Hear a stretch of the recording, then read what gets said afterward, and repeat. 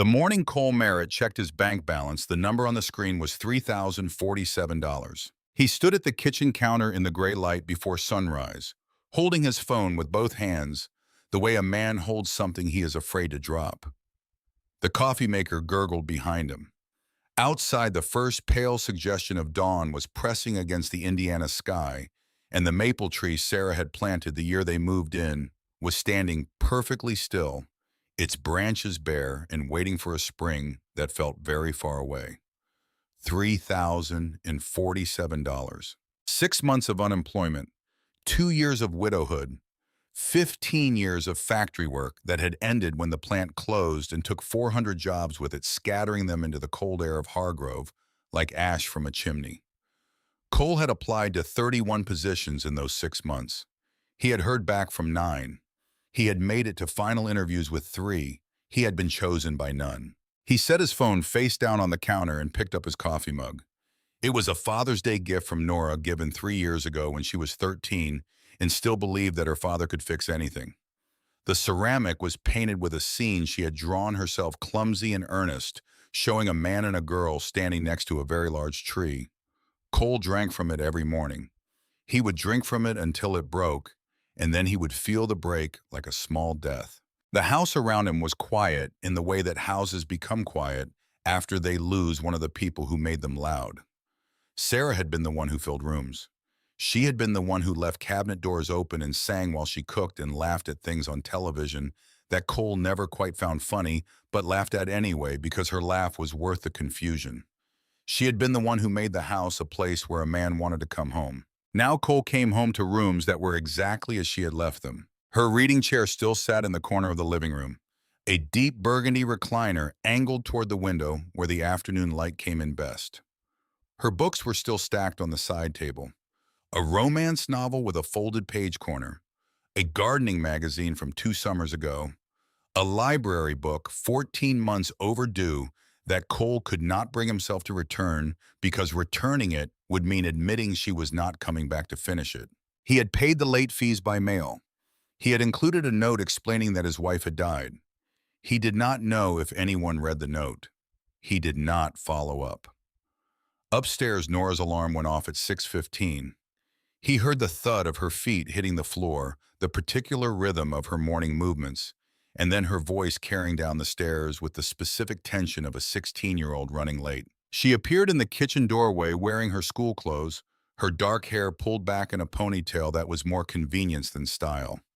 She had Sarah's hair, Sarah's bone structure, Sarah's way of standing with her weight shifted to one side when she was thinking. She had Cole's stubbornness and his jaw and his tendency to go quiet when she was hurt rather than letting anyone see it. She was beautiful in a way that terrified him sometimes. Beautiful and practical and too old for 16 age past her years by grief and by the particular burden of understanding the household finances in more detail than any teenager should. She poured herself coffee without asking, which she had started doing at 15, and which Cole had never had the heart to object to, and she stood at the counter across from him and looked at him with eyes that already knew something was wrong. The letter from the bank was on the table between them. He had placed it there the previous evening, then moved it to the counter, then moved it back to the table. It was a white envelope with a blue stripe along the top, and it contained language that was very polite and very clear about what would happen if the past due mortgage balance was not addressed within 30 days. Nora had seen it. She had not mentioned it. She was waiting.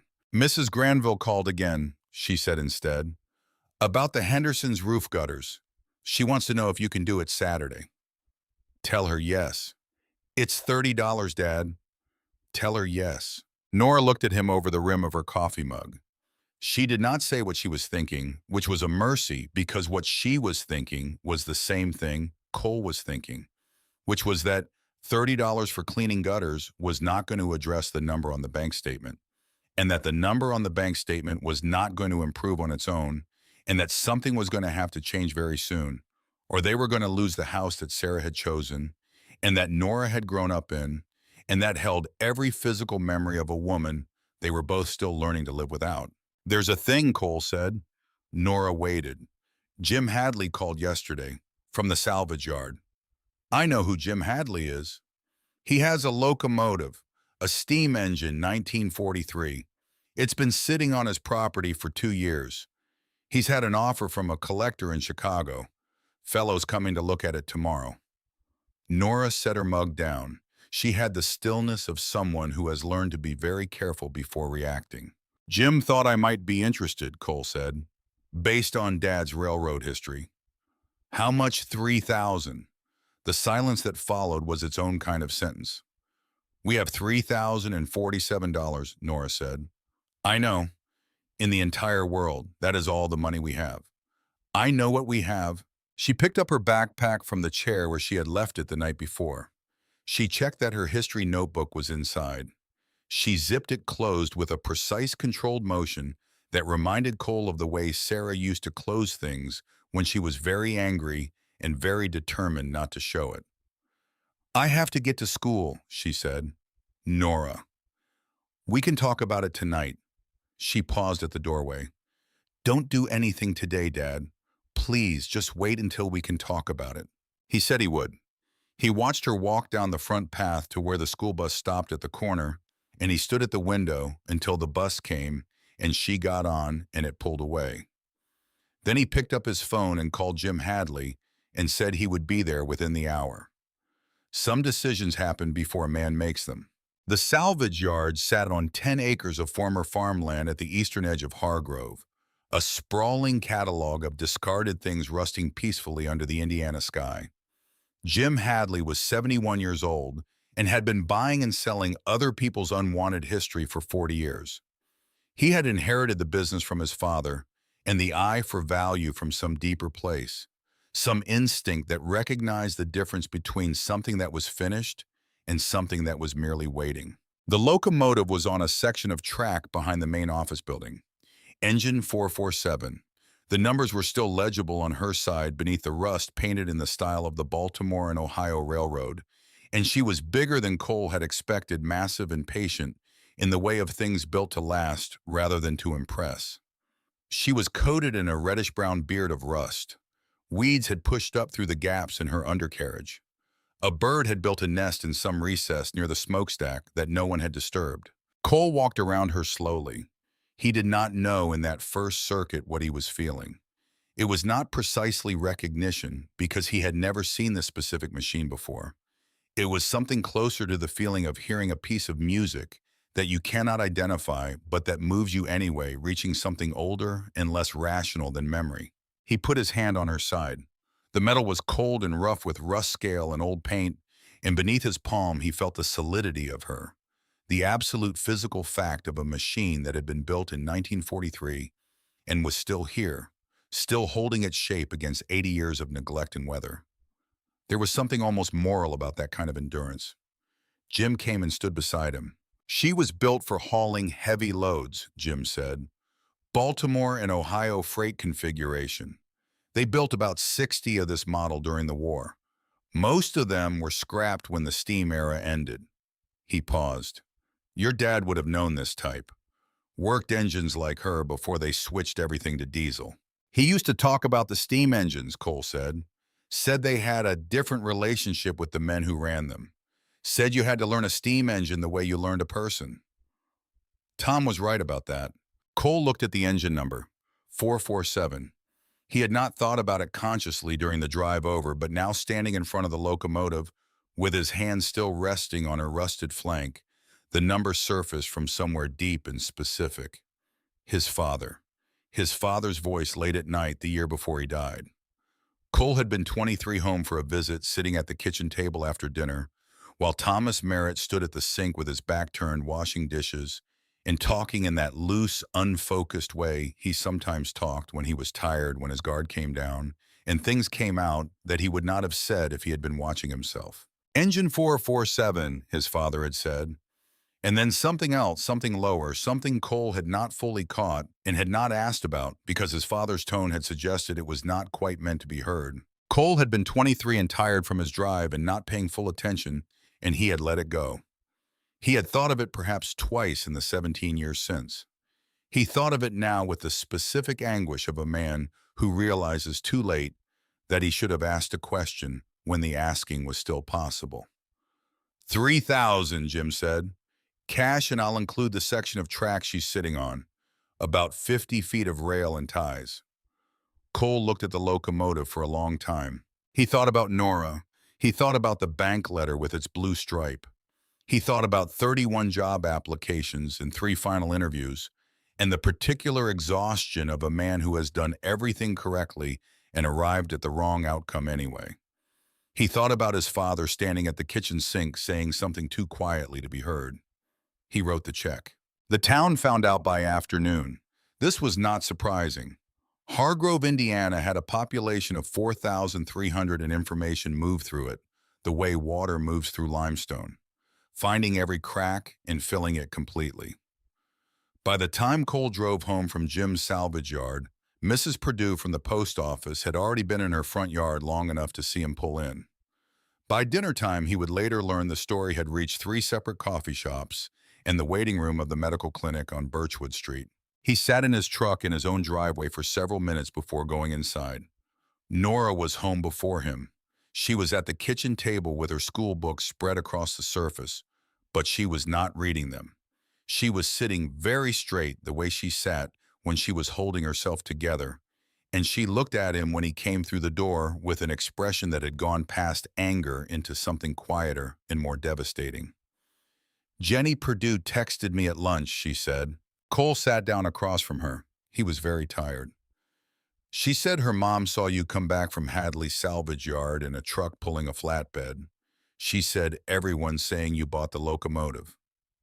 "I did." The words sat between them in the kitchen air. "Dad?" Her voice cracked slightly on the single syllable. "Dad, we have $47 left." "I know. We have $47 in a mortgage notice, and you spent $3,000 on a machine that hasn't moved in 80 years. I know what I spent it on." "Then explain it to me." She was not yelling. That was almost worse. She was speaking in the controlled, careful voice of someone who is frightened and is trying very hard not to let the fright become something she cannot take back. "Explain it to me, because I am sitting here trying to understand, and I cannot find the part that makes sense. Grandpa is gone. Mom is gone. We are about to lose this house. And you bought a train." Cole looked at his daughter across the table. He looked at her for a long time, and he thought about what he could say that would be both true and sufficient, and he found that there was nothing. There was no explanation that would satisfy a 16-year-old girl sitting in the wreckage of her family's finances. There was only the truth, which was that he had stood next to that locomotive and felt something he had not felt in 6 months, which was a sense of direction, which was not an explanation, which was barely even a reason. "Your grandfather knew that engine," he said finally. "He knew its number. I heard him say it once the year before he died. I don't know what it meant, but I think it meant something." Nora looked at him. He could see her deciding whether to push, whether to break, whether to let this be enough for now. She stood up and gathered her books and went upstairs. He heard her door close, not slammed, just close, which was somehow more final. He sat alone in the kitchen with the $47 in his account, and the locomotive in Jim Hadley's yard, and his wife's library book on the counter 14 months overdue, in the particular silence of a house that is holding its breath. That night, after Nora's light went off, Cole drove back to the salvage yard. Jim had given him a key to the back gate. The yard was different at night, the shapes of discarded machinery rising up against the sky like ruins. The silence broken only by wind moving through the scrap piles and the distant sound of a dog somewhere on the property's edge. Cole drove through without turning on his headlights, navigating by the moonlight that lay flat and silver across the gravel. He parked beside the locomotive and sat in his truck for a moment. Then he reached behind the seat and found the wooden box he had taken from his garage before leaving. It was long and flat, painted dark green, the finish cracked and faded with decades of storage. He carried it to the locomotive and set it on the ground. It was his father's lantern. Thomas Merritt had carried it on the rail yard during his working years.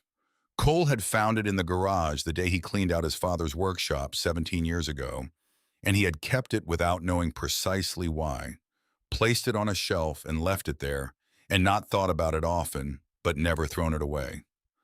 The brass fittings had darkened over the years, but had not tarnished. The glass chimney was intact. He had found a bottle of kerosene in the garage and filled the reservoir before leaving. He lit it now. The flame took on the third strike of the match, climbing the wick in that particular way of kerosene flames, warm and unsteady and completely unlike electric light. It cast a circle of amber into the darkness around him, and within that circle, the locomotive's surface seemed to change the rust, taking on a different quality, less like decay and more like the patina of something very old and very significant. He climbed into the engineer's cab. The smell was rust and old grease and something beneath those, something that his nose recognized before his mind did, a smell that belonged to his father's workshop on Saturday mornings. Machine oil and metal, and the particular atmosphere of a space where serious work had been done over many years.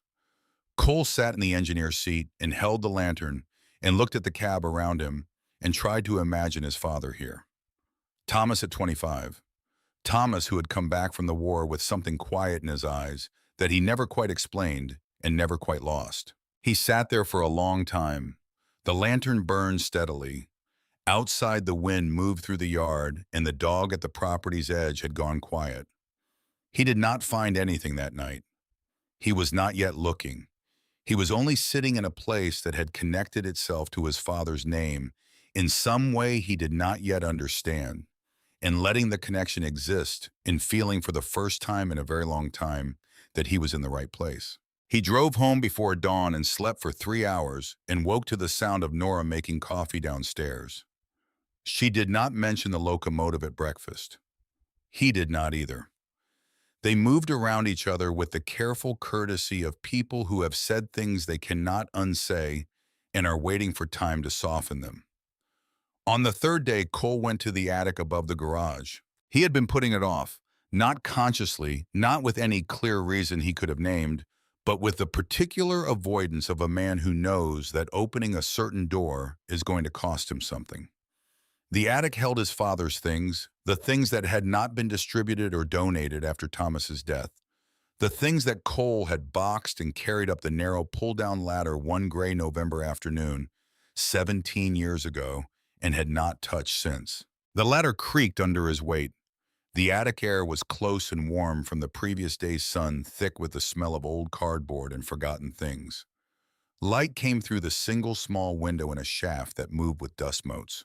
The toolbox was in the far corner, exactly where Cole had placed it. Forest green metal, the paint original and mostly intact. Stenciled in white letters across the top in the careful hand of a man who believed that things should be labeled T. Merritt, B. and O. Railroad. Beside it was a wooden box that was smaller and older, its wood darkened with the oil of many years of handling. And beside that, wrapped in a cloth that had once been a dish towel and was now something older and softer than that, was the kerosene lantern's twin. Another railroad lantern nearly identical to the one Cole had found in the garage, but this one bore a small brass plate screwed to its base with initials he did not recognize. He picked up the wooden box and opened it. Inside, laid with the careful attention of a man who understood that some things mattered enough to be preserved precisely, were his father's personal effects. A pocket watch on a chain gold-plated, the crystal scratched from decades of use.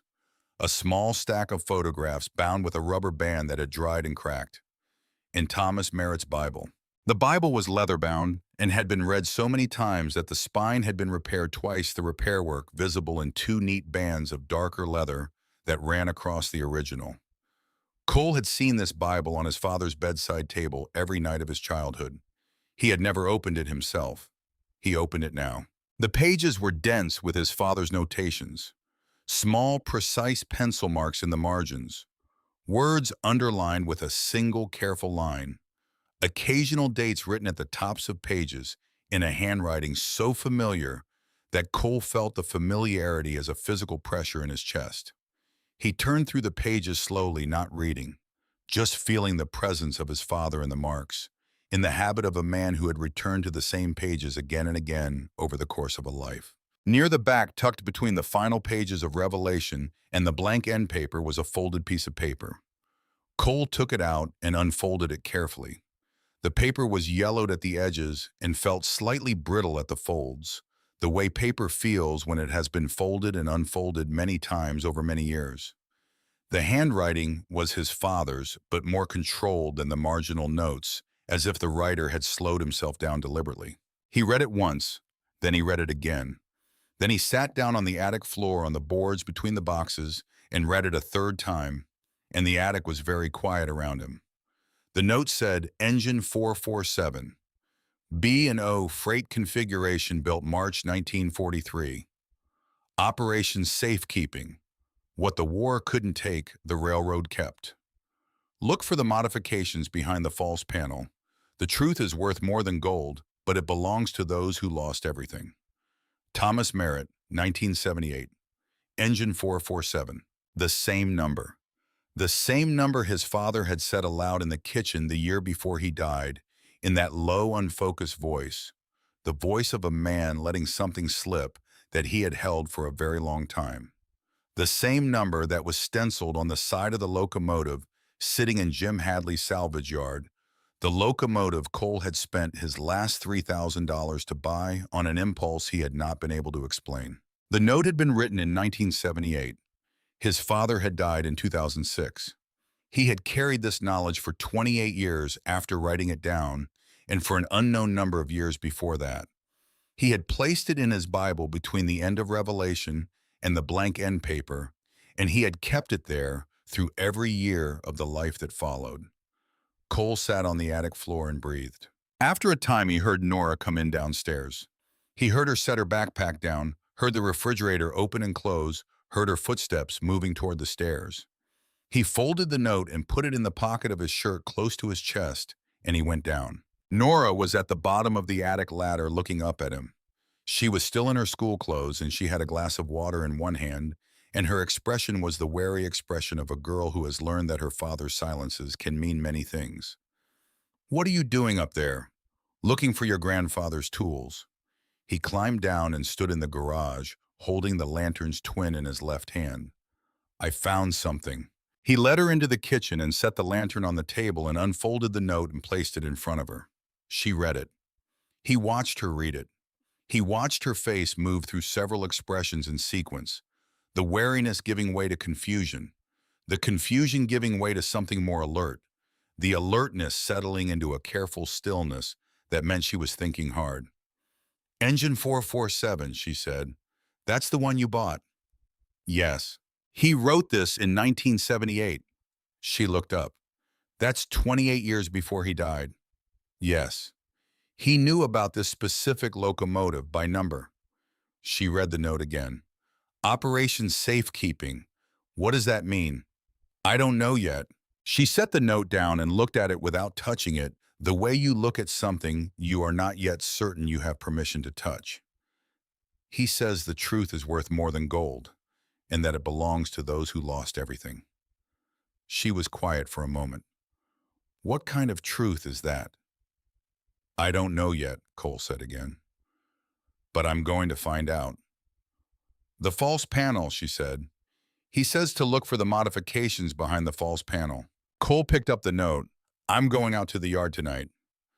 Nora looked at him. Something in her face was shifting the way light shifts when a cloud moves. It was not the look she had given him the day he bought the locomotive.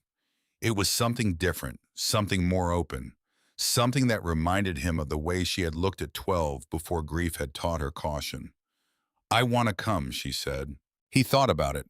Then he thought about the last 3 days of careful distance between them, and about the way she had read the note with her whole attention, and about the fact that this, whatever it was her grandfather's legacy as much as his. "Saturday," he said, "when you don't have school the next morning." She accepted this. They ate dinner together at the kitchen table, the first dinner in several days that had not been eaten in careful silence, and they talked cautiously and then less cautiously about what Operation Safekeeping might have meant, and about the Baltimore and Ohio Railroad, and about Thomas Merritt, who had been a quiet man with a deep professional life that neither of them had fully understood while he was alive. That evening, Cole went alone. He worked in the engineer's cab by the light of his father's lantern, moving slowly and methodically the way Thomas had taught him to approach any unfamiliar machine. His father's philosophy of mechanical investigation: before you touch anything, observe everything. Know what you're looking at before you decide what to do with it. The cab was roughly 8 feet by 6, functional and spare, designed for two men to work in close proximity for long stretches of time. The walls were metal painted black, the paint layered over decades of repairs and repaints in a palimpsest of maintenance history. Cole moved the lantern slowly across every surface, looking for what his father had called modifications. He found them in their brake system first. Additional airlines that made no operational sense for standard freight service, creating a secondary braking system that could work independently of the main controls. Someone had installed this during or just after the war years, and the work was expert, the kind of modification that would be invisible to someone who did not know to look. He moved to the walls. He began at the front and worked toward the back, pressing his palm flat against each section, listening. The sound of tapping traveled differently through solid metal than through hollow space. He had learned this from his father, who had learned it from decades of listening to machines, the way some men listen to music with the whole body rather than just the ears. Behind the engineer's seat on the back wall of the cab, his knuckles produced a sound that was different. Not dramatically different, not the hollow knock of an empty space, but a subtle change in register, a slight deadening that suggested something behind the metal rather than air.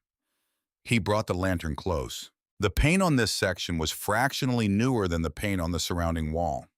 He could see it now that he knew to look a barely perceptible difference in sheen and texture, as if this area had been repainted over rust that had already formed on the original surface. Someone had been careful. Someone had been very careful. But 80 years was a long time to maintain a secret against close inspection. He examined the edges of the panel. His father's toolbox had come down from the attic with him, and he opened it now and sorted through the contents until he found the right wrench. The bolts were painted over the paint, filling the socket heads, but when he worked the wrench into position and applied slow, even pressure, they turned. One by one they turned. The panel came free. Behind it was a space roughly the dimensions of a large shoebox lined with material that had once been designed to resist moisture. In the space, protected by preservation cloth that had kept the contents from the weather of 8 decades, was a manila envelope. Cole took it out. His hands were not entirely steady. He opened the envelope and drew the contents onto the flat surface of the engineer's console. Documents, photographs, a cargo manifest. And beneath those, something he had not expected. Another envelope, smaller than the first, written on its face in his father's handwriting, in the same careful script as the note he had found in the Bible. To Cole, when you're ready. He looked at it for a long time in the lantern light. Then he opened it. The letter inside was 2 pages written on railroad stationery from the Baltimore and Ohio Railroad. The paper was good quality, thick and rag content, which was why it had survived so well. The handwriting was his father's best handwriting, the handwriting Thomas had used for important things, deliberate and precise, and just slightly formal, as if the writer had been conscious that these words needed to last. He read it standing in the engineer's cab with the lantern at his shoulder. His father wrote, "Son, if you're reading this, it means you found the locomotive and understood enough to look for the truth. I need to tell you what I was never able to say out loud. During the war, and for many years after, I was part of a network of railroad men who did something the government asked us to do and then stopped asking us to finish. The war produced an enormous amount of theft. Not ordinary theft.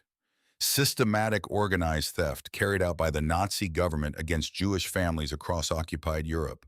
They took everything: artwork, jewelry, religious objects, wedding rings, family photographs, things that represented entire lives and generations of family history.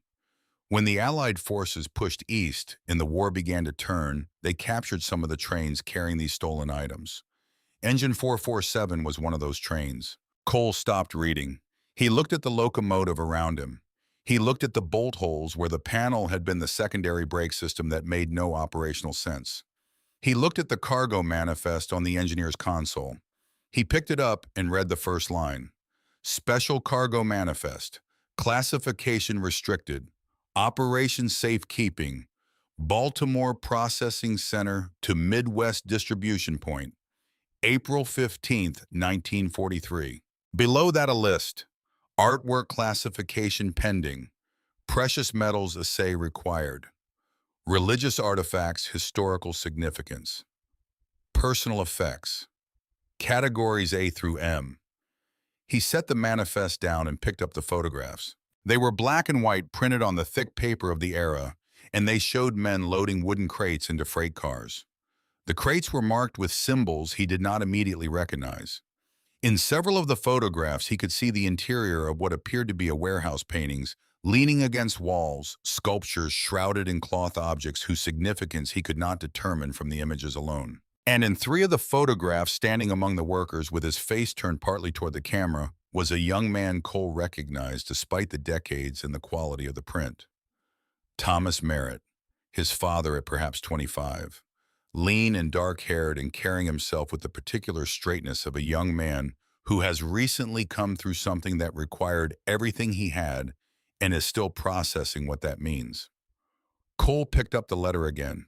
His father continued, "The government recovered these items but was slow to return them. Families were scattered. Records were incomplete. People were starving in displaced persons camps while their own possessions sat in government warehouses waiting for bureaucracy to catch up with their need. A group of us decided that was wrong. We protected what we could, documented what we protected, and worked to return what we were able to return to the people it had been taken from. We did this for 20 years, and then we got old, and some of us died, and the work was not finished. The items are still out there, Cole. The locations are on a map in the firebox behind the loose brick on the right side. The documentation is complete. The research is done. What is needed is someone willing to finish what we started. I cannot tell you to do this. Some responsibilities have to be chosen, not inherited. But I can tell you that the value of what remains is significant, and that the families who have been waiting are real, and that the work is important in a way that I was not able to make fully understood to anyone while I was alive to try. Be careful who you trust. Not everyone who will come looking for what we hid is coming with honest intentions. The letter was signed your father, Thomas Merritt. Below the signature, in smaller letters, November 14th, 1998. Cole stood in the engineer's cab of engine 447 for a long time. The lantern burned steadily. Outside the salvage yard was quiet, and above it the Indiana sky was full of stars that had been there long before the locomotive and would be there long after everything connected to it had turned back to the elements it came from. 1998. He had been 16 years old, Nora's age. His father had been alive for 8 more years after writing this letter and had never said a word. Had carried it in silence through 8 more years of life, setting the table and watching baseball and driving to church on Sunday mornings, and Cole had sat across from him at that table and talked about ordinary things while this letter waited in the dark of the locomotive's hidden panel. He folded the letter and put it in his shirt pocket beside the note from the Bible. He drove home through the empty streets of Hargrove and sat at the kitchen table until the sky began to lighten. Then he went upstairs and stood in the doorway of Nora's room and watched her sleep, her dark hair loose across the pillow. Her face younger in sleep than it managed to be during the day. The grief and the worry smoothed away by unconsciousness into something that looked like the child she had not quite finished being. He thought about his father at 25 loading crates in a warehouse, making a decision about what kind of man he was going to be. He thought about what it meant to finish something. He was still sitting at the kitchen table when Ray Caldwell's truck pulled into the driveway at 7 in the morning. Cole watched through the kitchen window as the old man got out. Ray was 73, built like someone who had spent a lifetime doing physical work and had not stopped doing it, his white hair thick and his face weathered to a permanent tan that winter never quite erased. He had known Thomas Merritt for 40 years. He had come to Sarah's funeral and stood in the back without speaking to anyone and left before the reception. Cole had always thought of him simply as his father's oldest friend. He had not until this moment thought to ask what that friendship had actually entailed. Ray knocked once and came in when Cole called the way people do in small towns, when the relationship is old enough and the door is unlocked. He sat down at the kitchen table and accepted the coffee Cole put in front of him and looked at Cole with dark eyes that were already, Cole realized, not surprised. "Nora called you," Cole said. "She was worried, said you'd been out at Hadley's yard half the night." Ray wrapped both hands around the coffee mug.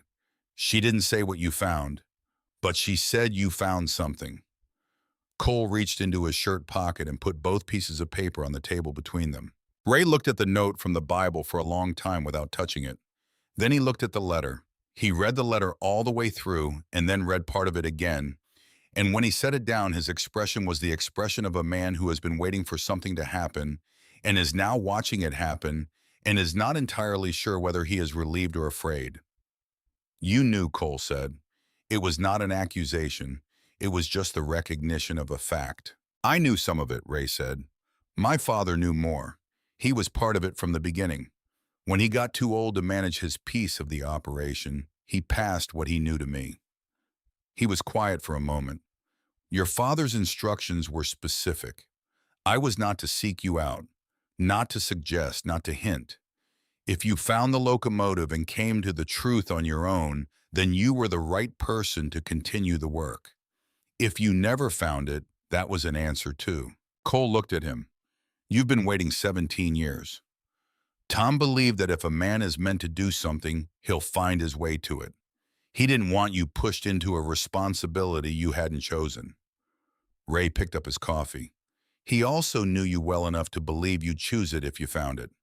He said so, actually, in the last year of his life. He said Cole will do the right thing when he understands what it is.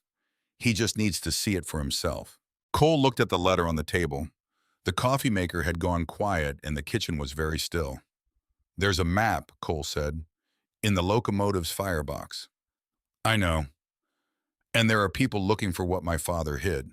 Ray's expression shifted. "That's what I need to tell you. There was a car in town yesterday. Illinois plates. It went by the salvage yard twice and then parked on Millbrook Street for 2 hours. I ran the plates through a contact I have at the county office." He paused.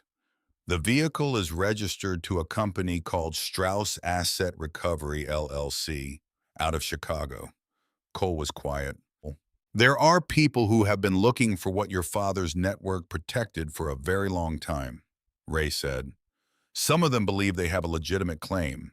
They are wrong about that, but that does not stop them from believing it, and it does not stop them from acting on that belief."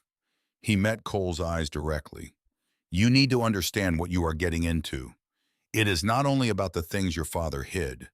It is about the people who want those things and about the fact that they will not stop because you ask them to." Cole thought about the $47, about the bank letter with its blue stripe, about Nora asleep upstairs with her dark hair loose on the pillow. He thought about a young man standing at a kitchen sink in 1945 choosing. "Tell me what I need to know," he said. That evening, Cole called Nora down to the kitchen. He made dinner while she sat at the table, and he told her what he had found calmly and in sequence, beginning with the note in the Bible and ending with Ray's information about the car from Illinois. He put both pieces of paper in front of her. He let her read them at her own pace. She read the letter twice. She held the cargo manifest and looked at the photographs for a long time, pausing on the image of her grandfather at 25. When she looked up, her eyes were bright in a way that was not quite tears and not quite excitement, but something between the two. Something that Cole recognized as the look of a person encountering something larger than themselves for the first time and feeling the size of it. "He was protecting them," she said. "All that time. Working at the railroad, coming home for dinner, watching baseball on Sundays. And underneath all of that, he was protecting these families." "Yes, for 30 years. At least." She set the photographs down carefully and looked at her father across the kitchen table. Outside the window, the street was quiet, the maple tree standing still in the early dark. Somewhere at the edge of their vision, at the far end of the street, a car with Illinois plates sat dark and patient under the shadow of an elm. "What happens now?" Nora asked. Cole looked at his daughter. He looked at his father's letter on the table between them. He thought about the firebox and the map behind the loose brick on the right side, and about 17 locations across Indiana, Illinois, and Ohio, where something worth returning had been waiting patiently for the right person to come and collect it. Now, he said, we go back to the locomotive and we start looking. The map was in the firebox exactly where Thomas Merritt had said it would be. Cole found it on a Saturday morning 3 days after reading his father's letter by lamplight. Nora was with him, and Ray Caldwell had come along and stood near the locomotive steps without climbing up, giving them space to work present but not directing. Cole had learned already that this was Ray's method. He would offer what he knew when asked. He would not push. He honored Thomas's instructions the way a man honors a promise made to someone he respected more than almost anyone else. The firebox was cold and had been cold for decades. Cole worked his way through the interior with a flashlight, methodically checking each brick. Most were original, mortared in place and solid to the touch. On the right side, third row from the bottom, one brick gave slightly under his fingers a barely perceptible movement, less than a quarter inch, but enough. He got his father's flathead screwdriver behind it and worked carefully. The brick came free. Behind it was a space roughly the size of a large book, and inside that space, protected by the same careful preservation cloth as the envelope in the panel, was a folded piece of paper. He brought it out into the light. The map was hand-drawn on drafting paper of the kind engineers used in the 1940s, precise and dense, with information the lines made with the careful hand of a man who understood that accuracy in this context was not a preference, but a moral obligation. 17 primary locations were marked with numbered symbols, each one accompanied by a set of written coordinates in his father's script. Along the margins, in smaller handwriting, were notes about access routes and surface features that would have been landmarks in the 1960s and 1970s when the map was made. In the lower right corner in pencil, a second set of numbers had been added later, neater and more modern. Cole recognized these as GPS coordinates added by a man who was still updating his work into the last years of his life. His father had still been maintaining this map years before his death. He had been 60, 65, 70 years old, coming out to the limestone mine and to the other sites, checking the generators and the dehumidifiers and the preservation materials, writing down new coordinate systems as technology changed, making sure the records stayed accurate. He had done this quietly without telling anyone, and then he had come home and made dinner. Nora sat cross-legged on the floor of the engineer's cab, while Cole held the map flat against the console, and she photographed it section by section with her phone. She had the methodical focus of someone who understood that documentation was not a formality, but a form of protection. Cole watched her work and thought not for the first time that she was more prepared for this than he was. Ray, when Cole brought the map down and unfolded it on the hood of his truck in the morning light, looked at it for a long time without speaking. These three, he said, finally pointing to locations in the lower left quadrant, are in Illinois, my father's territory. I know roughly where they are. He traced the line of coordinates with one finger not touching the paper. These here, and these are Indiana, Tom's primary area. He straightened up. The Ohio locations, I don't know. There was a man named Beaumont who handled those. He died in 1989, and his son didn't continue. What's in the Ohio locations? According to what my father told me, some of the most significant pieces. Religious artifacts primarily. Objects of substantial historical value to specific communities. Cole folded the map along its original creases and put it in the inside pocket of his jacket. He could feel the weight of it there, slight and enormous at the same time. He spent that afternoon at the library. This was Nora's suggestion. She had spent 2 evenings researching online and had assembled a preliminary picture of the historical context. But she wanted primary sources, wanted newspapers, and the kind of local records that had not been digitized. Agnes Whitfield, who had been the head librarian at Hargrove Public Library for longer than most of the town's adult residents had been alive, was someone both Cole and Nora knew in the way you know fixtures of a small town well enough to recognize, not well enough to understand. Agnes Whitfield was 98 years old. She moved through the library without hurrying, each step placed with the economy of someone who had learned long ago that steadiness mattered more than speed. She was present in the way that very old people sometimes are, with a quality of attention that suggested someone who had shed everything unnecessary over the course of a long life and was left with only the essential. Her eyes behind their thick lens glasses were sharp in a way that made Cole slightly uncomfortable, as if she was reading more than his face. She helped them find what they were looking for with the efficiency of someone who had been helping people find things for 7 decades. Local newspapers from the 1940s bound in cloth and shelved in the climate-controlled back room. Archival records from the Hargrove Railroad Depot. A collection of photographs donated by the Railroad Historical Society 20 years ago that no one as far as Agnes could remember had asked to see since. Cole sat at the reading table and went through the newspapers while Nora worked on her laptop cross-referencing names from the cargo manifest with online Holocaust asset databases. The newspapers told the story of a town that had been deeply involved in the war effort, its factory floors converted to military production, its railroads serving as a critical supply artery for the Midwest. Between the official accounts and the spaces between what was reported and what was described, Cole began to see the outlines of something else. References to special government shipments, references to classified cargo, and in a 1946 edition, a ceremony honoring local railroad workers for distinguished service to the nation described in terms so deliberately vague they could only mean something significant had been deliberately kept quiet. His father's name was in the article. Thomas Merritt listed among 12 men honored at a ceremony that had taken place in a private room at the Hargrove Civic Hall with no press in attendance. He was still looking at the article when Agnes appeared at his elbow. She stood for a moment looking at the page spread open on the reading table. Then she pulled out the chair across from him and sat down. "You're Thomas Merritt's boy," she said. "Yes." I wondered when someone from that family would come in and ask these questions. She folded her hands on the table. Her hands were very old and very deliberate. "I knew your father. Not well, but I knew of his work." She looked at the newspaper photograph of the 1946 ceremony. "I was 19 in 1945. My father worked at the depot. I saw things come through this town that were not on the official manifests." Cole looked at her. "What kind of things?" "Crates, carefully handled, moved at night when possible, but sometimes during the day when they couldn't wait. Your father's crew handled some of those shipments."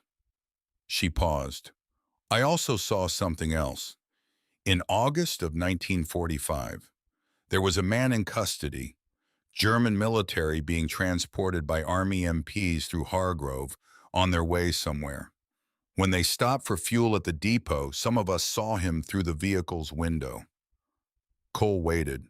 "He had the look of a man who knew it was finished," Agnes said. "Not frightened exactly, more like a man calculating, measuring what remained of his options." She looked at Cole directly. "His name was on some papers my father found later in the depot office. Papers left behind in the rush of the transfer. Kurt Strauss, SS Oberfuhrer." Cole went very still. Agnes continued, "I mentioned this to your father once, perhaps 10 years before he died. He listened very carefully and then thanked me and never brought it up again. But he did come to the library the following month and spend an afternoon in this back room with the archival materials." She glanced toward the shelves. "He borrowed a specific collection of photographs. He returned them the next week. Some of them were in a slightly different order than I had arranged them." "Mrs. Whitfield," Cole said, "do you know a man named Werner Strauss?" Something shifted in Agnes's expression. It was not surprise. It was the look of someone confirming a suspicion they had been holding for some time. "A man by that name called this library 4 years ago," she said. "He said he was researching his family's wartime history and asked if we had records related to railroad operations in Hargrove during 1943 to 1945. She paused. "I told him our records from that period were incomplete due to water damage in 1962, which is not entirely true." Cole looked at her. "The records are complete," Agnes said, "but some information is not everyone's to have." She stood up then with the careful effort of someone who has made that motion 10,000 times and has developed a method for it, and she went back to her work at the circulation desk. Cole watched her go and thought about a 19-year-old girl watching an SS officer through the window of an army transport, and about what a person did with a thing like that over the course of 79 years of careful, deliberate living. Nora looked up from her laptop. Her face was electric with the particular excitement of a researcher who has found what she was looking for. "The Rosenberg family," she said quietly. "They're in Grandpa's manifest. The silver menorah category C, religious artifact Rosenberg family Vienna, seized March 1938. She turned the laptop so Cole could see the screen. "There's an organization in New York, a Holocaust asset recovery nonprofit. The Rosenberg family has been registered with them since 1948. They have been actively searching for this specific item for 76 years. Cole looked at the screen. He thought about what it meant to search for something for 76 years. He thought about what it meant to search for something your mother was holding when she was taken away. He drove home that evening and called the contact number Nora had found online for a historian at Georgetown University named Dr. Helena Voss, who had spent 25 years working in Holocaust asset recovery. He got her voicemail. He left a careful, brief message, and then he sat with the phone on the table in front of him and thought about the bank letter in the $47 and Rachel Rowan in Brooklyn, who had been looking for 76 years. He went back to the Locomotive that night. He had been working alone in the engineer's cab for an hour when he found the second hidden space. The back wall of the cab had two separate hollow sections, and the second required removing three separate pieces of interior equipment to access.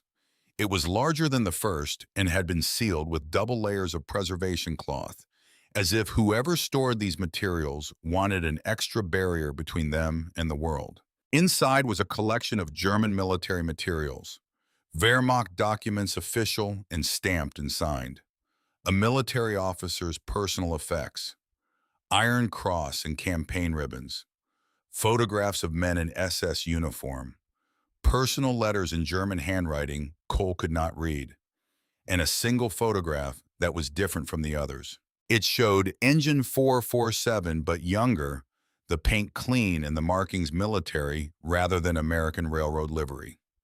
Standing beside the Locomotive was a man in full SS officer's dress uniform, looking directly at the camera with an expression of authority so absolute it had become invisible to its owner. On the back of the photograph in German, a name and rank and date, Kurt Strauss, SS Oberfuhrer, April 1943. Cole held the photograph in the lantern light and understood something he had not understood before. Engine 447 had not been a locomotive repurposed for American use after the war. She had been a German military transport from her beginning, designed and used specifically for moving stolen goods across occupied Europe captured by Allied forces in 1945, along with her cargo and her commanding officer. His father had inherited not only the stolen property, but the evidence of the theft itself. The Locomotive was not just a container, it was a piece of evidence. It was the crime scene. He photographed everything before he touched anything, working carefully around the cab with his phone. Then he sealed the materials back in their protective wrapping, replaced the panel, and sat in the engineer's seat with the lantern burning, and this new understanding settling over him like a weight. Werner Strauss was not coming to Hargrove because he believed his family had legitimate property rights. He was coming because this locomotive contained proof of what his grandfather had done, and he wanted that proof destroyed before anyone could use it. Cole drove home and did not sleep. The next morning was the morning Nora found the journal. She had gone into the firebox to check whether the loose brick concealed anything beyond the space where the map had been.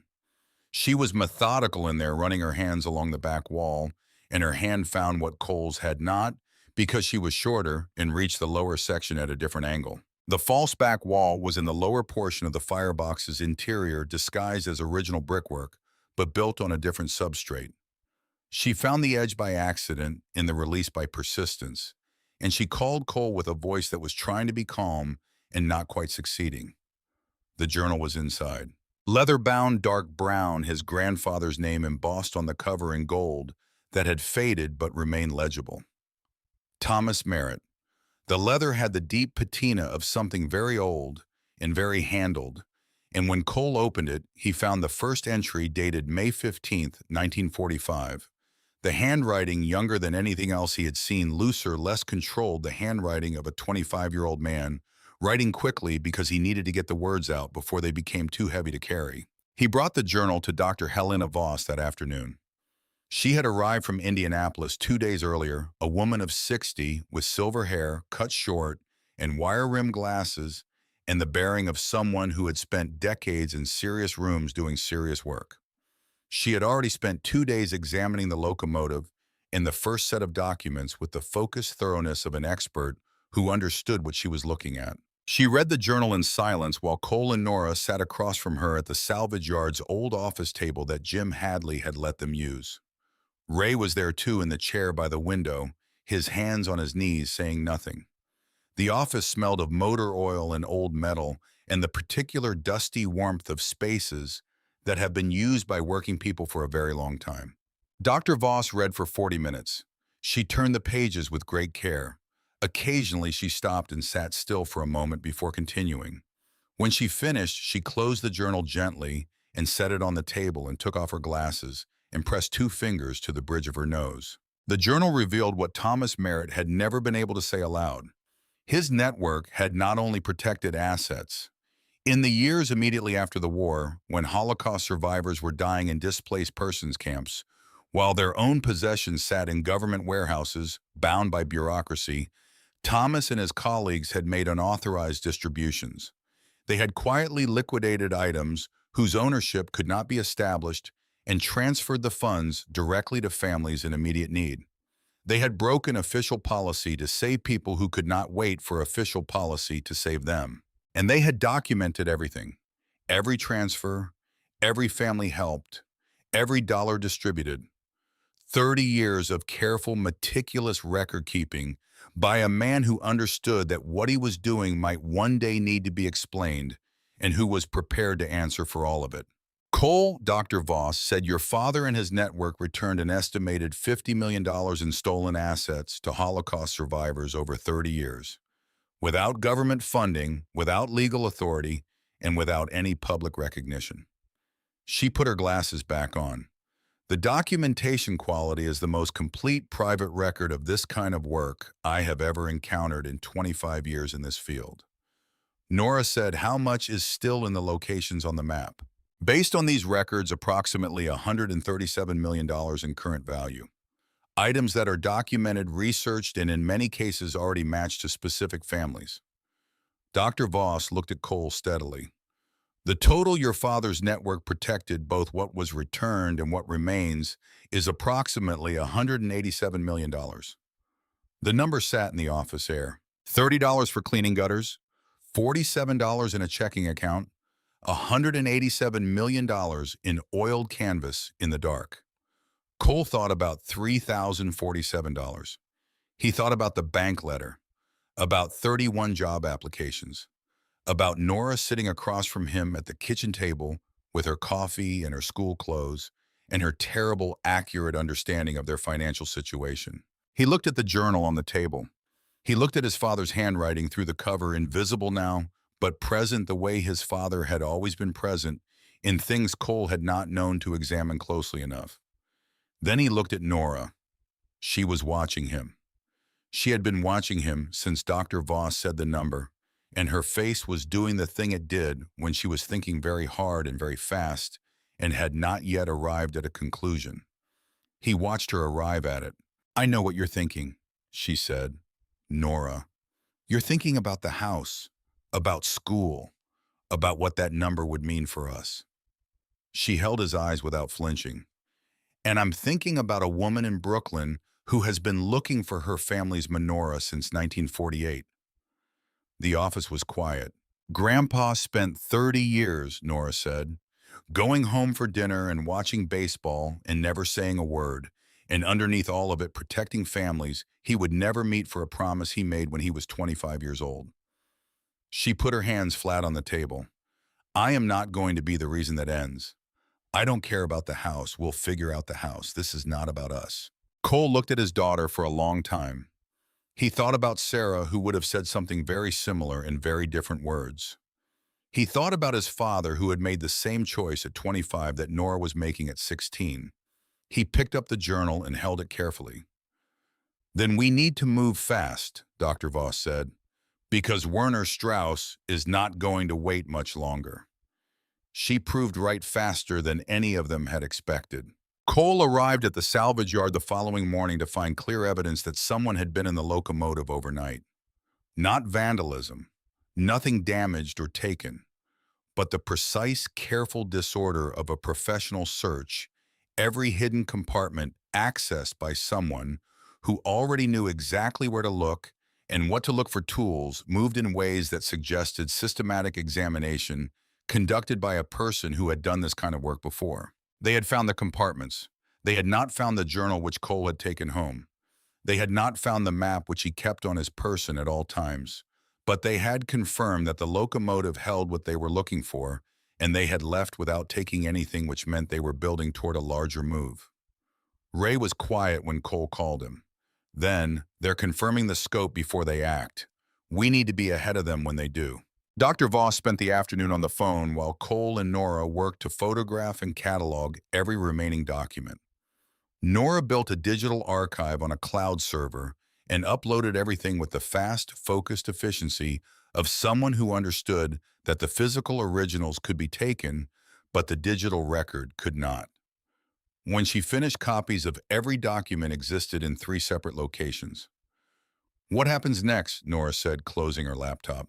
The plan came together over 2 days at Ray Caldwell's garage, spread across the same workbench where Ray had spent 40 years rebuilding engines and keeping promises. Cole stood at the bench with the map unfolded under the work light, while Ray and his son Briggs traced routes on a road atlas that was 20 years old, but accurate enough for back roads that did not change. Briggs was 45, built like his father, but quieter, with the specific competence of a man who knew every county road and abandoned property within 50 miles of Hargrove, the way other men knew their own neighborhoods. Nora sat at the corner of the bench with her laptop, building a tracking system for the recovery operation. Each location had a code number, each code linked to a digital folder containing the manifest entries, the family documentation, the GPS coordinates.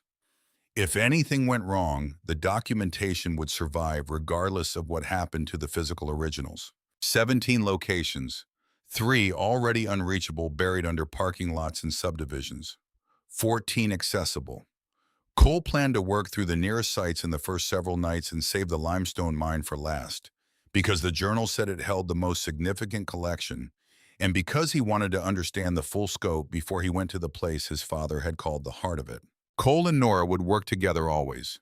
He was not separating himself from his daughter for something that had started as her grandfather's work and had become theirs together. Dr. Voss had offered to come. Cole thanked her and said no, not yet. The recovery phase was for family and for those who had been waiting in family-adjacent silence for 17 years. The work of reaching in and bringing things out was something more private, and he needed it to be private while it was happening. They started on a Tuesday. The first location was an abandoned farmhouse 7 miles northeast of Hargrove, on land that a Chicago investment company had purchased in 2019 and not yet developed. Thomas Merritt had hidden things here in 1951. Cole was not here as a trespasser. He was here as someone completing work that preceded the current owner's existence by 7 decades. The storage space was beneath the barn floor, accessible through a trapdoor concealed under accumulated debris. Cole found it by the method his father had described in the journal, measuring from the northeast corner of the barn to the specific distance the note indicated, then feeling for the seam in the floorboards at that point. The trapdoor opened onto a space roughly the size of a large closet lined with moisture-resistant material. Inside, arranged with the careful order of someone who thought about these things as an archivist rather than a thief, were wooden boxes of varying sizes, each one labeled in Thomas Merritt's handwriting with a code number that matched the manifest. Cole handed boxes up to Nora while she photographed each one before it was opened. They opened nothing at the site. They photographed, cataloged, noted the external condition, and loaded everything into Briggs's truck with the care of people handling something irreplaceable, because that was what it was. The second location was a root cellar behind a church that had been deconsecrated in the 1980s and was now a private residence. Cole went in alone while Briggs waited at the end of the road. The space held fewer boxes than the farmhouse, but their contents included some of the most personally significant items in the collection. Religious texts, handwritten manuscripts, a Torah scroll in a protective case that Thomas had described in his journal with a reverence that made complete sense when Cole read the accompanying note. This scroll survived a synagogue burning in Munich in 1938. It was carried by 3 different families before it was seized. It has been read from for 200 years. Cole carried it out of the cellar with both hands and set it in the truck bed as if he were placing it on an altar. The third location was a grain storage building on an operating farm. They went at 4 in the morning before the farm's day began and were finished and away before the first lights came on in the farmhouse. 3 sites, 14 boxes and containers of varying sizes, dozens of items documented and in transit, none of them open yet, all of them stored in Cole's locked garage under a tarpaulin, the keys kept on his person. On the 4th night, they went to the limestone mine. The mine was 8 miles outside Hargrove on a gravel track that wound through second-growth timber before opening onto cleared land around the mine's entrance. The main shaft had been sealed with a concrete barrier and warning signs in 1994, but the maintenance tunnel ran parallel to the main shaft and had its own entrance, smaller and less obvious, set into the hillside 30 yards east of the main opening. The entrance was behind a section of collapsed fencing that looked like random deterioration but had been arranged with specific deliberateness. They went in with battery-powered work lights. The tunnel was narrow enough that Cole had to angle his shoulders to move through the first 20 feet.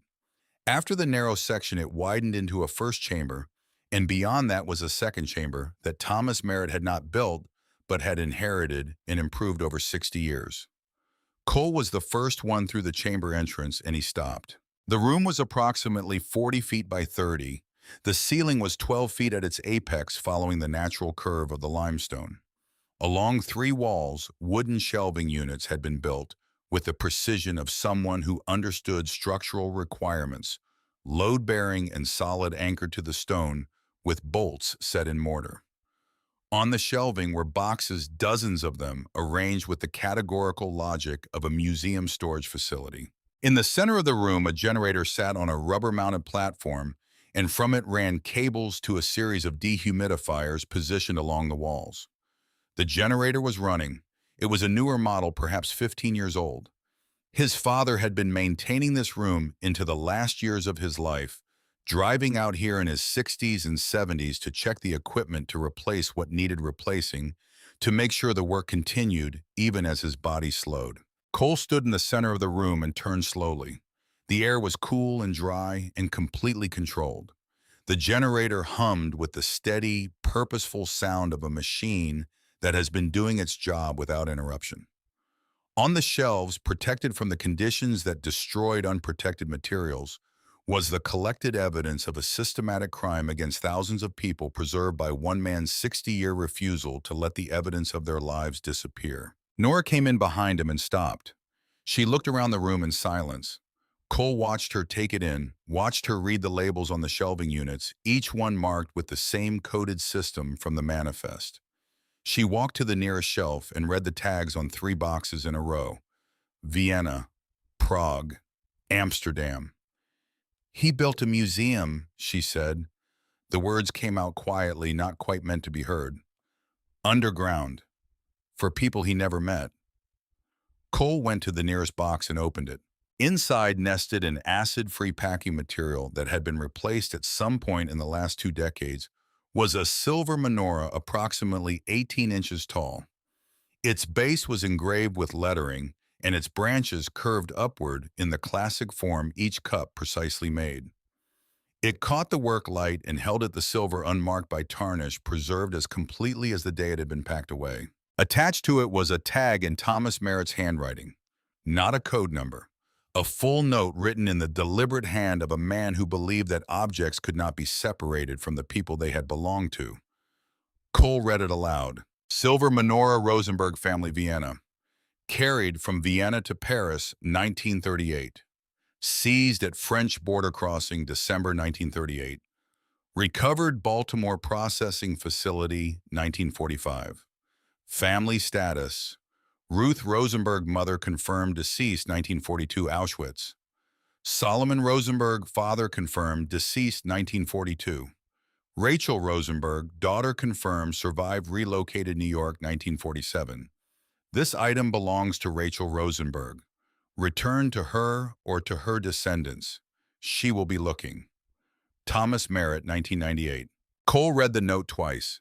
He set it down very carefully on the shelf beside the menorah.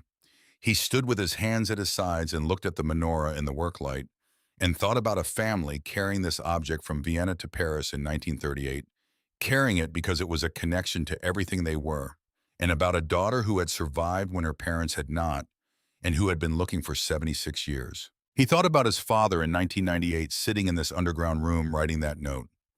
He did not speak for some time. Nora came and stood beside him. She read the tag he had set on the shelf. When she looked up, her face was clear of everything except what was actually happening, the grief in the weight of it, in the specific form of hope that exists only at the intersection of very old loss and unexpected recovery. "We need to get this to her," Nora said. "We will." They worked for 4 hours in the limestone chamber, photographing and cataloging, systematically working shelf by shelf. Every box opened and documented before they moved to the next. Cole read his father's handwritten notes aloud for each significant item, while Nora recorded the key details into the tracking system. The notes were not bureaucratic. They were not clinical. They were the notes of a man who understood that an object without its story was only an object, and that the story was what made the return meaningful. A gold locket containing photographs of a young couple in 1930s, clothing formal posture, a life visible in two small images. On the back, Hebrew engraving, tag in Thomas's hand, Levy family, Warsaw, carried by Hannah Levy from Warsaw to Paris to New York. Donated to this collection by Hannah's son, David Levy, 1962, who said his mother carried it through Auschwitz in her shoe and wanted it given to families who had lost theirs. Cole stopped reading when he reached that note. He held the locket in his palm and looked at it for a long time. A woman had carried this through Auschwitz in her shoe. She had survived. She had found a way to put it in the hands of people who would return it to others who needed it. He thought about what that woman must have been, what quality of person, what depth of determination to have held that object and those intentions simultaneously through everything the world had put her through. He closed his hand around the locket gently and set it back in its box. They were loading the last of the documentation materials when Briggs's voice came from the tunnel entrance. "Cole!" The single word was enough. Cole was out of the chamber and through the tunnel in 30 seconds, coming out into the night air to find Briggs standing at the tree line looking toward the road. 3 SUVs, Illinois plates, moving slowly up the gravel track with their headlights on, no attempt at concealment. They were not trying to be subtle. They had stopped trying to be subtle, Cole counted. Werner Strauss emerged from the lead vehicle with Prescott Decker beside him. Behind them, 4 men in dark clothing who moved with the professional deliberateness of security personnel who had done this kind of work before. From the third SUV, 2 more men carrying metal detectors and excavation tools. And from the second vehicle, 2 men in suits that suggested law or the suggestion of law. Cole stepped forward. Behind him, he heard Nora come out of the tunnel, and he heard her stop, and he trusted her to assess the situation and do what was needed without being told. Strauss walked toward Cole with the measured pace of someone who has stopped pretending. "Mr. Merritt," he said, "I believe you found what I've been looking for." "What you've been looking for," Cole said, "belongs to other people. That is a matter of legal interpretation." Strauss stopped 10 feet away. The practiced smile was gone. What was underneath it was older and harder and had been held in reserve for exactly this situation. "I have been patient. I have made a fair offer. I have allowed you time to come to a reasonable conclusion. He paused. That time is finished. The items in this facility were transported by a vehicle commanded by my grandfather and are the legal property of the Strauss family. Your grandfather commanded a transport vehicle carrying items he stole from families who were murdered, Cole said. His connection to those items is not ownership. It is evidence. Something moved through Strauss's face. The word evidence had landed differently than the rest. Decker stepped forward. Mr. Merritt, we have obtained local permits for a historical recovery operation on this site. We have documentation establishing the Strauss family's claim to items transported on Engine 447. If you obstruct a legally permitted operation, you are subject to. The permits are fraudulent. The voice came from behind Cole. He turned. Agnes Whitfield was standing at the tunnel entrance. She was 98 years old and she had come in Briggs Caldwell's truck, which meant she had been brought here deliberately, which meant Nora had made a phone call while Cole was working in the chamber. Cole looked at his daughter and saw that she was standing very still and very straight and holding her phone at an angle that meant the screen was facing outward and that the small red dot on the screen meant she was streaming. Agnes moved forward without hurrying, each step placed with the economy of someone who had learned long ago that steadiness mattered more than speed. She carried the leather satchel she always carried, and she wore the same cardigan she wore on cold days at the library, and she looked at Werner Strauss with the direct, uncomplicated regard of someone who has been waiting 79 years for this specific confrontation and is not going to waste it. She stopped 6 feet from Strauss and looked at him. You look exactly like him, she said. The same face, the same way of standing. She said it without apparent emotion as a simple observation about the persistence of genetics across generations. I was 19 years old in August of 1945 when they brought your grandfather through Hargrove in an army transport. My father worked at the depot. We were watching from the loading platform. She paused. He looked the way you look right now, like a man who still believes he can find the right arrangement of words. Strauss looked at her. When he spoke, his voice was precisely controlled. I don't know who you are. My name is Agnes Whitfield. I have been the head librarian in Hargrove for 53 years. I have also been holding something for Thomas Merritt since 1977. She opened the satchel and removed a folder thick and bound with a clip. Your grandfather's family began making claims against recovered Holocaust assets in the early 1970s. Thomas Merritt anticipated this. He spent 2 years working with a federal judge to create a legal instrument that would protect what he had hidden and establish rightful custody in the event of exactly this kind of challenge. She held out the folder. These documents were signed by federal Judge Harold Cranston of the Northern District of Indiana in 1977 and witnessed by 3 officers of the court. They established legal custodial authority over all items documented in Thomas Merritt's manifest in the name of his designated heir, pending authentication and return to verified claimants. They predate any claim your family has filed in any jurisdiction by 15 years. Decker reached for the folder. Agnes held it away from him without moving her feet. These are copies, she said. The originals have been in a safety deposit box at Hargrove First Federal since 1977. Thomas gave me a second copy to keep, and I gave a third copy to a law firm in Indianapolis with instructions to file with the federal court if I ever failed to check in on the first of every month. She looked at Decker without particular interest. I have checked in every month for 47 years. Last Thursday, I called them and told them to be prepared to file. Cole took the folder from Agnes.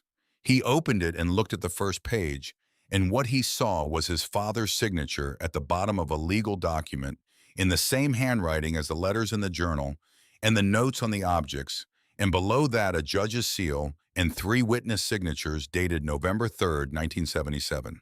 Thomas Merritt had been 37 years old when he did this. He had gone to a federal judge and spent 2 years building a legal framework against exactly the challenge standing in front of Cole right now. He had been 40 years ahead of the problem, and he had solved it quietly the way he solved everything. Cole looked at Werner Strauss. Strauss looked at the folder. He looked at Agnes. He looked at Nora with her phone and the streaming indicator. He looked at the men behind Cole, and at whatever calculation he was running that was telling him the arithmetic had changed. "This is not finished," he said.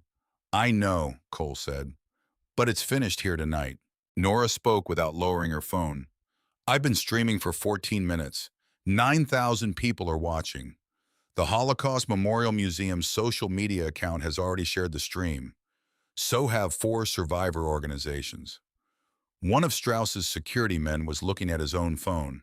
He leaned toward Decker and said something quiet. Decker's posture changed in a way that suggested the calculation had been recalculated. The headlights appeared at the far end of the road before anyone spoke again. Not one set. Multiple sets moving up the gravel track. Cole recognized Hargrove in those headlights, recognized the particular composition of a small town that has received a phone call and decided collectively that something requires its presence. Ray Caldwell's truck was at the front of the line. Behind it, vehicles he recognized and vehicles he did not. People who had been watching Nora's stream, and people who had been called by people watching the stream, and people who had simply heard that something was happening at the old mine outside town and had understood, without being told, that this was the kind of something that required witnesses. Mrs. Perdue from the post office got out of a sedan near the back of the line and stood with her arms folded, looking at the scene with the expression of someone who intended to remember every detail. The federal vehicles arrived 11 minutes later. Special Agent Sandra Kowalski of the FBI's art crime team had the no-nonsense efficiency of someone who had been doing serious work for a long time and had no patience for the performance of authority. She established the site under federal jurisdiction in the first 2 minutes, secured the tunnel entrance, and separated Strauss and Decker from their security team before Strauss had finished his initial legal objection. Cole gave her the folder Agnes had brought. She read the first page and the last page and handed it to one of her team members. She looked at the manifest, the photographs, the journal, the copies of everything Nora had uploaded to the cloud server. She looked at it with the attention of someone who understood exactly what she was looking at. "Your father did our job for us," she said to Cole, 40 years ago. "He did it because it needed doing," Cole said, "not because it was anyone's job." Kowalski looked at him for a moment. Then she turned back to her team and began the process of officially securing what Thomas Merritt had spent his life protecting. Strauss was detained for questioning. Decker was detained. The permits they had produced were examined and found fraudulent process through a county office by a deputy who was himself taken in for questioning an hour later. The security team was released after their identities were documented. They left quickly and did not look back. Among the materials Cole turned over to the FBI were the Wehrmacht documents from Engine 447's second hidden panel. Agent Kowalski flagged one of them on the first day of the authentication process. It was a handwritten order signed by SS Oberfuhrer Kurt Strauss, dated March 14, 1943, directing the transport of 3 named families to the Auschwitz processing facility and listing below those names a detailed inventory of personal property to be seized at point of arrest. The Rosenberg family was the first name on the list. The document connected Kurt Strauss directly to the specific deportation of families whose property he had subsequently transported on Engine 447. It was not a record of theft in the abstract. It was a record of the specific human beings who had been sent to their deaths in order to make the theft possible. Thomas Merritt had preserved this document for 60 years alongside everything else, and had written in his journal in 1967, "I keep this because the objects cannot be returned without their story, and the story does not end with the objects. It ends with the people. We must not forget that it ends with the people." Cole stood at the tunnel entrance and watched the federal process unfold around him. Agents moving in and out of the limestone chamber with equipment and documentation materials. The community of Hargrove standing in the peripheral dark witnessing. Ray came and stood beside him. They stood together for a long time without speaking, watching the lights moving in the tunnel and the slow, careful emergence of boxes that had been in the dark for decades. When Ray finally spoke, his voice was quiet enough that only Cole could hear. "Tom would be proud," he said. 30 years of silence. Saturday baseball games, dinners at the kitchen table with things unspoken, a letter written in 1998 and tucked into a Bible and left in an attic above a garage patient and waiting. $3,047 and a decision the whole town had called madness. Cole thought about all of it at once, the full span of what his father had carried and what it had cost and what it had built. He did good work, Cole said. He did, Ray said. So did his son. Werner Strauss was charged with attempted theft of federal evidence and conspiracy to obstruct Holocaust asset recovery proceedings. The investigation that followed uncovered a network of fraudulent claims filed across 4 countries over 2 decades, a systematic effort to acquire Holocaust assets through legal intimidation and forged documentation. The deputy who had processed the fraudulent permits lost his position. Prescott Decker cooperated with investigators in exchange for reduced charges and provided documentation that opened 3 additional cases in Germany and Austria. The Kurt Strauss document became the centerpiece of a war crimes research effort coordinated between the FBI, Interpol, and the Simon Wiesenthal Center. It was submitted to the International Criminal Court's Historical Division and to 3 university research centers. It was published in 2 academic journals. It was cited in 7 other cases. Thomas Merritt had kept it because he believed the story did not end with the objects, and he had been right and the story was still being told. Cole drove home from the mine at 3 in the morning with Nora asleep in the passenger seat. The town was dark and quiet, and exactly what it had always been. 4,300 people living their ordinary lives, and yet something had shifted in the quality of it. Some quality of the air or Cole's perception that made it feel like a place that had participated in something it would not forget. He pulled into his driveway and sat for a moment before waking Nora. The house was the same house it had been when he left. Sarah's reading chair was still in the corner. Her books were on the side table. The library book was still on the kitchen counter, and it had been 15 months now, and Cole thought perhaps he would keep it until it seemed right to let it go, and that time had not yet come. He looked at the house and thought, we are going to keep this.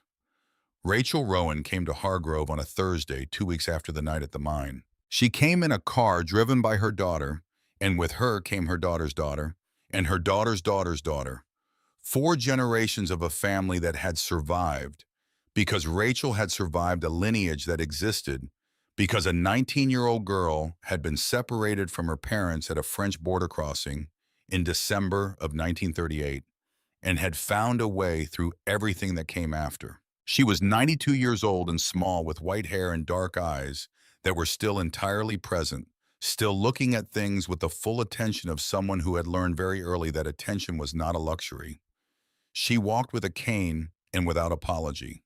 She wore a dark blue dress and a single piece of jewelry, a small pin on her lapel that Cole recognized from the photographs in his father's files as a piece that matched the description of an item the Rosenberg family had submitted to recovery organizations in 1952. She had been wearing what remained all along. Cole had set up the table in the community room of Hargrove Public Library, which Agnes had offered and which seemed right.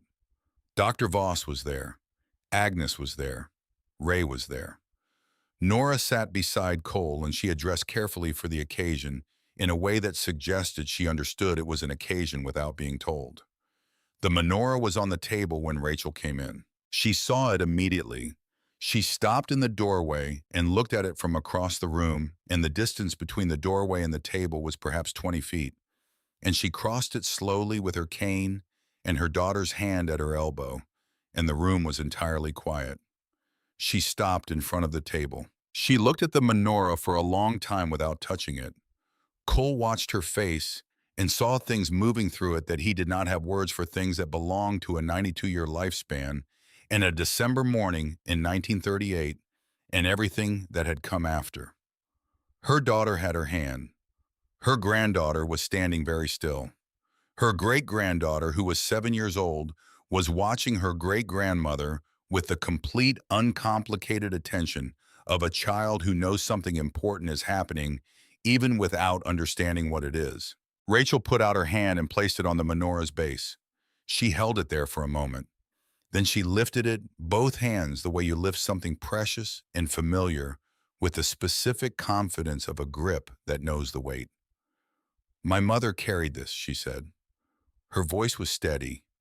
It was the voice of a woman who had said difficult things for 92 years and had developed a method for steadiness. She carried it from Vienna to Paris in a bag with our clothes.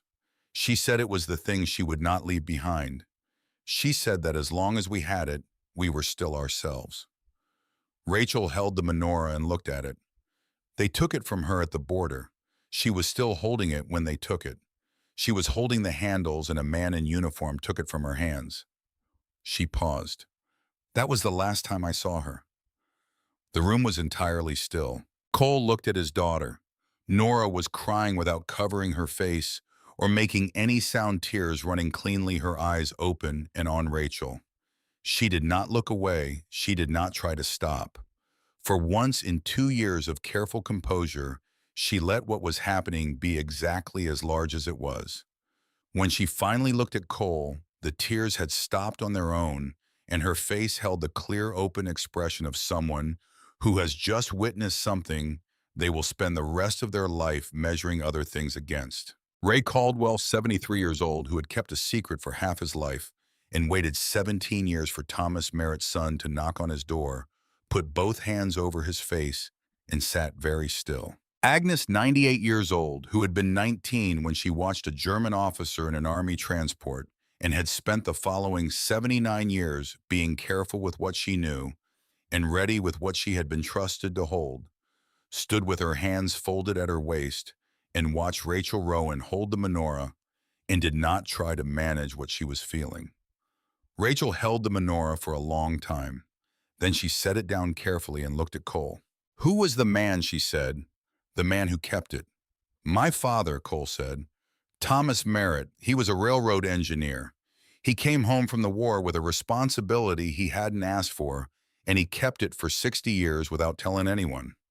Rachel looked at him with the directness that very old people sometimes develop, a seeing that is interested rather than evaluating.